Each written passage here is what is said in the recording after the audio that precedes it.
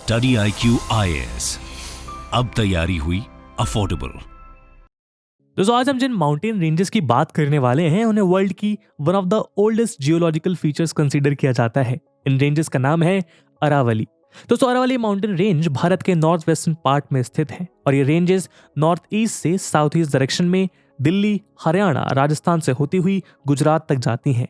आपको शायद ये जानकर आश्चर्य होगा कि इन माउंटेन रेंजेस का इतिहास हमारे देश भारत से भी पुराना है।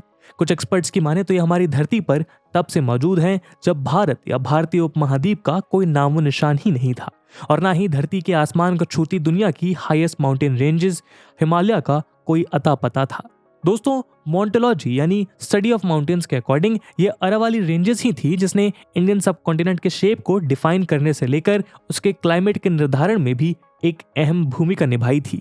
यहाँ तक कि इंडियन सब कॉन्टिनेंट पर मल्टी सेलुलर लाइफ के एक्सप्लोजन को ट्रिगर करने का इंपॉर्टेंट रोल भी अरावली ने ही प्ले किया।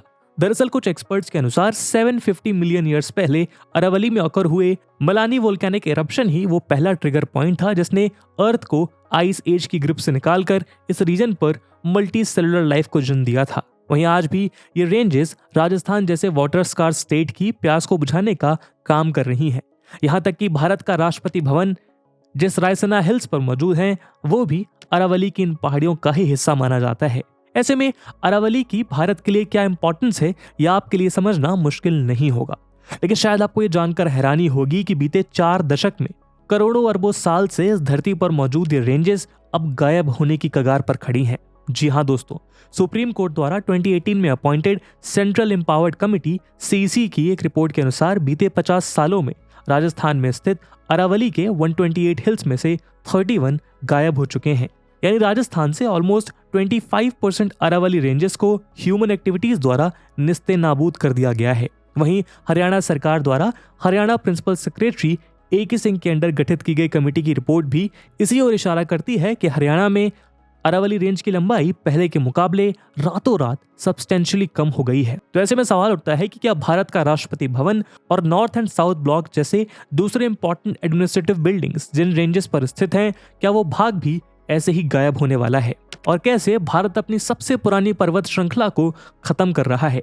चलिए आज हम इसी रहस्य को सुलझाने की कोशिश करते हैं और ये समझने का प्रयास करते हैं कि जो माउंटेन रेंज इस धरती पर खरबों सालों से मौजूद है वो अचानक कहां और क्यों गायब हो रही हैं। लेकिन आगे बढ़ने से पहले मैं आपको बता दूं इस वीडियो की importance UPSC mains GS paper 1 के इंडियन ज्योग्राफी और GS पेपर 2 के एनवायरमेंट एंड बायोडाइवर्सिटी से रिलेटेड सेक्शन के पर्सपेक्टिव से इंपॉर्टेंट है। इसके बारे में हम वीडियो के अंत में और भी बात करेंगे, पर फिलहाल के लिए अपने डिस्कशन को हम आगे बढ़ाते हैं।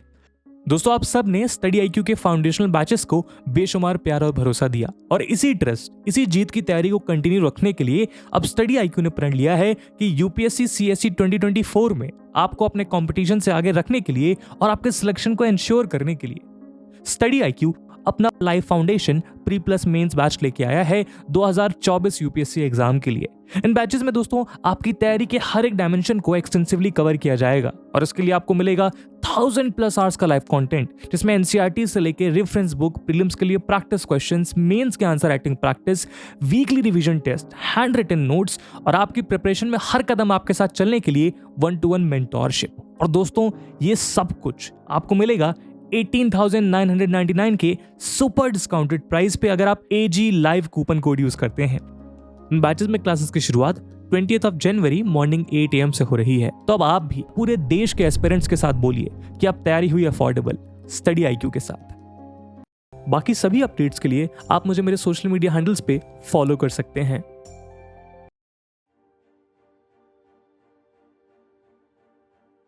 दोस्तों अरावली एक संस्कृत शब्द है जिसका निर्माण अरा और वली जैसे मूल शब्दों से हुआ है, जिसका मतलब होता है लाइन ऑफ पीक्स। दोस्तों अरावली रेंजेस भारत के सबसे पुराने फोल्ड माउंटेन हैं जिनका जन्म आज से लगभग 1.9 बिलियन ईयर्स पहले हुआ था। यहाँ हम आपकी जानकारी के लिए बता दें कि फोल्ड माउंटेन्स वो माउंटेन्स होते हैं जिनका निर्माण अर्थ की 2 अलग अलग कन्वर्जन टेक्टोनिक प्लेट्स यानी धरती की ऊपरी सतह के आपस में हुए कोलिजन की वजह से होता है।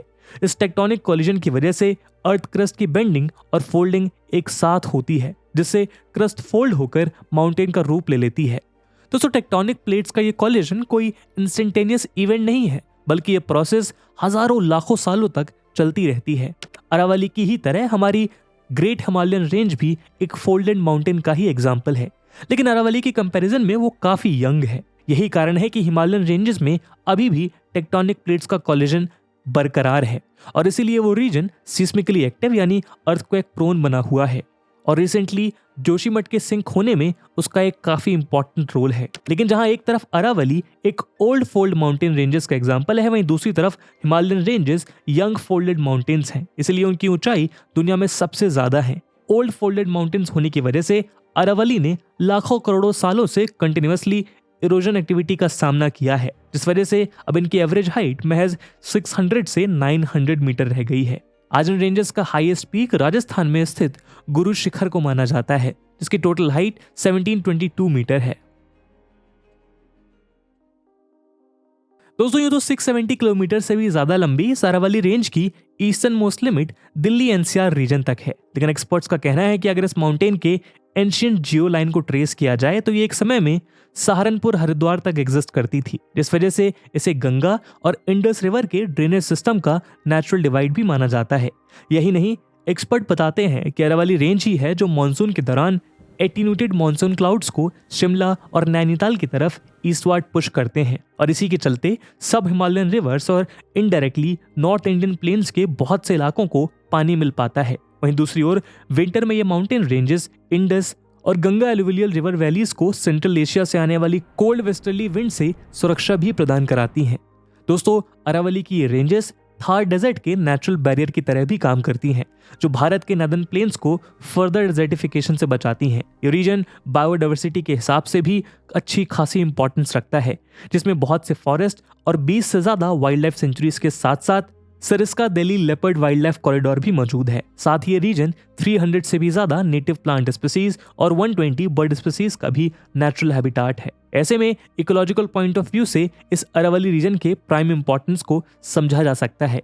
यही नहीं, इस माउंटेन रेंज को Delhi national capital region NCR के लिए लंग्स भी माना जाता है, जो अपने नेचुरल वेजिटेशन से यहाँ के पॉल्यूटेड एयर को साफ करने का काम करती है। इसके अलावा अरावली 3 मेजर रिवर्स और उनकी ट्रिब्यूटरीज का भी स्रोत है।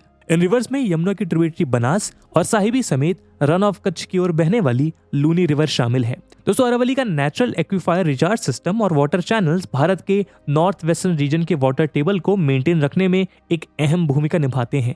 यही नहीं, अगर हम इकोनॉमिक पॉइंट ऑफ व्यू से देखें तो कार्बन डेटिंग के आधार पर यह माना जाता है कि अरावली के इस रीजन में 5th सेंचुरी BCE से ही कॉपर और दूसरे मेटल की माइनिंग की जाती रही है।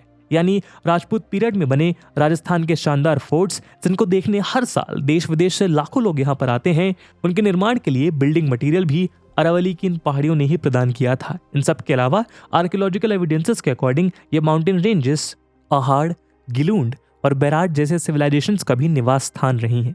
लेकिन बड़े दुख की बात है कि हिस्टोरिकली, जियोग्राफिकली और इकोलॉजिकली इंपॉर्टेंस रखने वाली इस अद्भुत पर्वत श्रृंखला का धीरे धीरे पतन हो रहा है।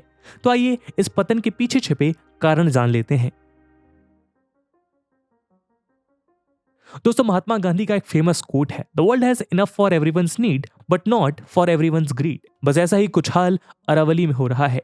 जैसा कि हमने आपको बताया, ये पहाड़ियां सैकड़ों साल से मानव की हर जरूरत को पूरी कर रही हैं, लेकिन बीते कुछ दशकों में कंस्ट्रक्शन सेक्टर की डिमांड पूरी करने के लिए अरावली की पहाड़ियों को ठीक वैसे ही नोचा खसोटा जा रहा है जैसे गिद्ध किसी मरे हुए जीव को नोचता है। The forest survey of India FSI की 2017 रिपोर्ट ये बताती है कि अरावली में 3200 से भी ज्यादा साइट्स पे इलीगल माइनिंग चल रही है। वहीं 2018 की ही CAG यानी comptroller and auditor general of India की एक रिपोर्ट 2011 से 2017 के बीच अरावली से 98.87 lakh metric ton minerals illegally excavate होने का दावा करती हैं।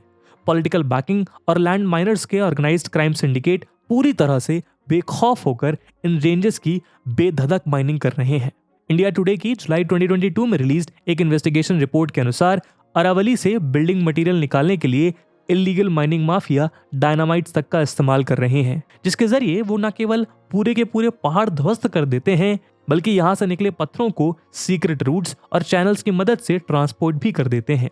आलम यह है कि आज ये माइनिंग माफिया बिना कानून की परवाह किए अपना सिंडिकेट डंके की चोट पर चला रहे हैं।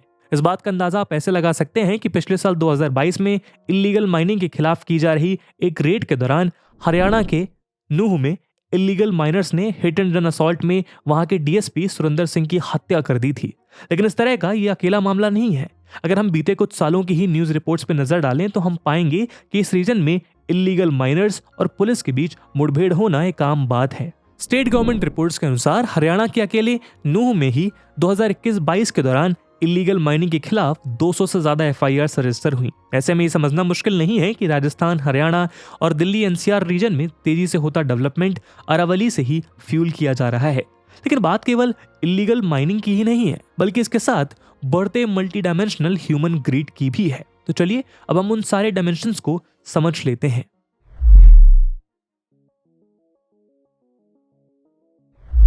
दोस्तों, जैसा कि हमने आपको बताया कि अरावली रीजन एक प्राइम इकोलॉजिकली सेंसिटिव रीजन है। ऐसे में यहाँ होती लैंड माइनिंग और इसके दूसरे रीजन्स में बढ़ता ह्यूमन सेटलमेंट यहाँ के रिड्यूसिंग फॉरेस्ट कवर के लिए भी जिम्मेदार है। अलग अलग रिपोर्ट से ये बात सामने आई है कि दिल्ली और हरियाणा के नजदीक एनसीआर में तेजी से होते कंस्ट्रक्शन और लैंड ग्रैबिंग की वजह से एनसीआर के ये लंग्स अब जवाब देने लगे हैं।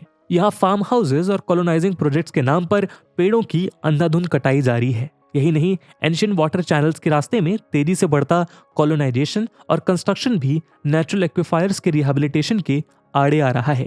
लेकिन हालत ऐसी है कि मामले की गंभीरता समझते हुए इसके खिलाफ सख्त एक्शन लेने के बजाय डैमेज फॉरेस्ट रिपोर्ट फाइल करके 1000 से 11,000 रुपीस के बीच फाइन इंपोज कर मामले को रफा दफा कर दिया जाता है। इस सबको देखते हुए 2016 में ही इसी तरह के अनरेगुलेटेड ट्री कवर डिस्ट्रक्शन को रोकने के लिए देश के बहुत से एनवायरमेंटल एक्टिविस्ट ने एनसीआर और आसपास के अरावली रीजन में भी फेमस चिपकू मूवमेंट से प्रेरित होकर एक मूवमेंट शुरू किया था। वहीं 2020 में रक्षाबंधन के अवसर पर गुरुग्राम और दिल्ली के लोगों ने अरावली के पेड़ों को राखी बांधकर अपना सौहार्द व्यक्त किया था। लेकिन इन सभी प्रयासों के बावजूद समस्या जस की तस है। यही कारण है कि अब इस ह्यूमन ग्रीड के रेपरकशंस दिखाई देने लगे हैं। अरावली में होते इस विनाश के खेल की वजह से इस रीजन में वाटर स्कार्सिटी बढ़ती जा रही है। ऐसा इसलिए है क्योंकि अरावलीज में बहुत से cracks, fissures, natural water suction regions और ग्राउंड वाटर रिचार्जेस एरिया है, जहां से बरसात के समय ग्राउंड वाटर रिचार्ज होता है, जिसकी वजह से ये कहा जा सकता है कि अरावली ही यहाँ के लाखों लोगों की प्यास बुझाती है। लेकिन इस अनरेगुलेटेड माइनिंग की वजह से ग्राउंड वाटर रिचार्ज में कमी देखने को मिल रही है, जिससे ऑलरेडी पीने के पानी की समस्या से जूझता इंडिया का वेस्टर्न रीजन और भी ज्यादा सूखता जा रहा है। Wild life institute of India के 2017 के सर्वे में ये बात सामने आई थी कि साउथ हरियाणा में 12 वेजिटेटिव गैप्स हैं, जिसके लिए अरावली से होने वाले सैंड ड्रिफ्ट को जिम्मेदार माना जा रहा है। ऐसे में अब एनवायरमेंटलिस्ट को ये चिंता सताने लगी है कि तेजी से होती अरावली की डिस्ट्रक्शन से कहीं थार का एक्सटेंशन और फर्दर नदर्न स्टेट्स की तरफ इंटेंसिफाई ना हो जाए। अब ऐसे में प्रश्न ये उठता है कि यदि हम सबकी आंखों के सामने ये सब हो रहा है तो आखिर इन राज्यों की सरकारें और हमारा कॉन्स्टिट्यूशनल सिस्टम इस पर कोई कार्यवाही क्यों नहीं कर रहा है? तो चलिए अब हम इस रहस्य से भी पर्दा उठा ही देते हैं।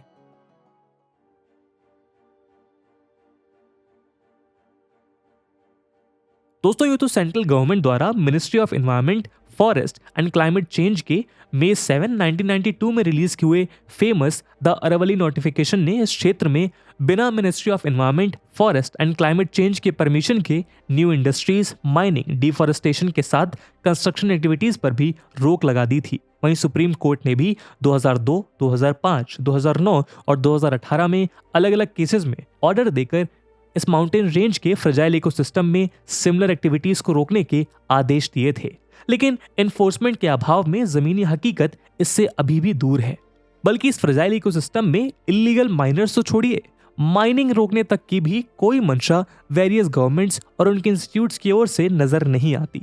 फरवरी 2021 में ही हरियाणा गवर्नमेंट ने सुप्रीम कोर्ट में यह अपील की थी कि कोविड पैंडेमिक की वजह से ग्राउंडेड होती स्टेट इकोनॉमी में राज्य सरकार को अरावली रीजन में माइनिंग फिर से शुरू करने की परमिशन दी जाए। वहीं ministry of environment, forest and climate change of India की एक रिपोर्ट के मुताबिक 2014 से 2017 के बीच हरियाणा स्टेट फॉरेस्ट लैंड को नॉन फॉरेस्ट एक्टिविटीज में डाइवर्ट किए जाने वाली लिस्ट में टॉप पर रहा। और ये तब है जब फॉरेस्ट सर्वे के अकॉर्डिंग हरियाणा में देश का सबसे कम केवल 3.5% का टोटल रिकॉर्डेड फॉरेस्ट कवर है। हद तो तब हो गई जब सितंबर 2021 में हरियाणा गवर्नमेंट ने प्रिंसिपल सेक्रेटरी AK सिंह की एक कमेटी द्वारा अरावली रेंज को ही रीडिफाइन करने की कोशिश की, ताकि नेशनल ग्रीन ट्रिब्यूनल और दूसरी कानूनी कॉम्प्लिकेशंस में पड़े बिना कन्वेंशनली अरावली रेंज में ही कंसीडर किए जाने वाले गैर मुमकिन पहाड़ को कंस्ट्रक्शन एक्टिविटीज के लिए खोला जा सके। इसीलिए हरियाणा गवर्नमेंट ने अपने लैंड रेवेन्यू रिकॉर्ड का हवाला देते हुए अरावली के इस एग्जिस्टेंस को ही नकार दिया। इस बारे में अरावली बचाओ मूवमेंट के एक्टिविस्ट ने चिंता व्यक्त करते हुए कहा कि इस स्टेप से हरियाणा के फरीदाबाद, महेंद्रगढ़ और पलवल का कुल मिलाकर 35,000 हेक्टेयर से ज्यादा का क्षेत्र नेचुरल कंजर्वेशन जोन से निकलकर ह्यूमन ग्रीड की भट्टी में झोंक दिया जाएगा। वहीं अगर हम कोर्ट द्वारा अपॉइंटेड सेंट्रल एम्पावरमेंट कमेटी की रिपोर्ट के अनुसार इलीगल क्वेरिंग द्वारा अरावली के 31 हिल रेंजेस गायब करने वाले राजस्थान की बात करें तो हम पाएंगे कि 2018 की इस कमेटी ने सुप्रीम कोर्ट को अपनी रिपोर्ट में यह भी बताया था कि राजस्थान हर साल माइनिंग कंपनी से लगभग 5,000 करोड़ रुपीस की रॉयल्टी लेता है। ऐसे में इनके खिलाफ कोई भी सख्त कदम उठाने के बजाय स्टेट गवर्नमेंट आंख मूंद कर अपनी तिजोरियां भरने में लगी हैं। अब आप ऐसे में खुद सोचिए कि जो माउंटेन रेंज भारत को डेजर्टिफिकेशन, सीवियर विंटर से बचाकर रेनफॉल और वाटर अवेलेबिलिटी को इंश्योर करती हैं, अगर हम उसके ही दुश्मन बन बैठे तो उसका सबसे बड़ा नुकसान किसे होगा। साथ ही प्रश्न यह भी उठता है कि आखिर इसे रोकने के लिए क्या किए जाने की जरूरत है।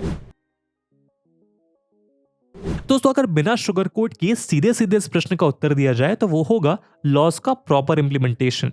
इंडिया जैसे विजनरी देश के पास एनवायरमेंट कंजर्वेशन लॉज और उसे एस्टैब्लिश करने के लिए मैकेनिज्म की कोई कमी नहीं है, बल्कि भारत उन कुछ देशों में से है जिन्होंने अपनी जिम्मेदारी समझते हुए सबसे पहले एनवायरमेंट और फॉरेस्ट कंजर्वेशन लॉज को बनाया था। लेकिन अगर इसके बाद भी हम अरावली को नहीं बचा पा रहे हैं तो कमी लॉज की नहीं, इनके इंप्लीमेंटेशन की है।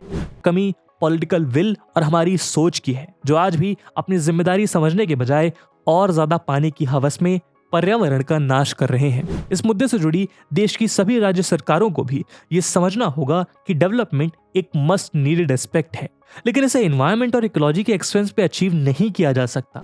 करोड़ों सालों से हमारी तमाम जरूरतों को पूरी करती आई अंगद के पैर की तरह अटल खड़ी अरावली की पहाड़ियां आज हमसे संग रक्षण की गुहार कर रही हैं। इस गुहार को नजरअंदाज करना बेवकूफी नहीं, बेईमानी होगा। दोस्तों, इस मुद्दे पे आपका क्या ओपिनियन है, क्या पर्सपेक्टिव्स हैं, क्या सुझाव हैं, कमेंट सेक्शन में जरूर बताइएगा। और इस मुद्दे को आगे पहुंचाने के लिए ज्यादा से ज्यादा इस वीडियो को शेयर जरूर करिएगा। और जैसा हमने वीडियो के पहले भाग में बताया कि इस वीडियो की इंपॉर्टेंस यूपीएससी मेंस के पर्सपेक्टिव से काफी ज्यादा है, तो उसी इंपॉर्टेंस को देखते हुए एक सवाल हम आपके लिए छोड़कर जा रहे हैं, जिसको आपको कमेंट सेक्शन में आंसर करना है। And the question is, consider the following statements. Statement A, Aravalli restricts the eastward expansion of the desert. Statement B, all the rivers of Rajasthan have their origin from Aravalli. Statement C, distributional pattern of rainfall in Rajasthan is not affected by Aravalli. Option D, Aravalli region is rich in metallic minerals. Select the correct answer using the code given below. Option 1, A, B and C are correct. Option 2, B, C and D are correct. Option 3, only C and D are correct. Option 4, only A and D R correct. और दोस्तों, इसी के साथ एक mains का भी प्रश्न हम आपके लिए छोड़कर जा रहे हैं। And the question is, what are the ecological hazards that the Aravalli has been exposed to by illegal mining? Discuss. And with this question my friends, that's it for the video. I hope आपको video पसंद आई होगी, और अगर पसंद आई है तो अपने दोस्तों के साथ साझा करना मत भूलिएगा। हम मिलते हैं अगले वीडियो में, तब तक के लिए जय हिंद, जय भारत। स्टडी IQ IAS, अब तैयारी हुई अफोर्डेबल।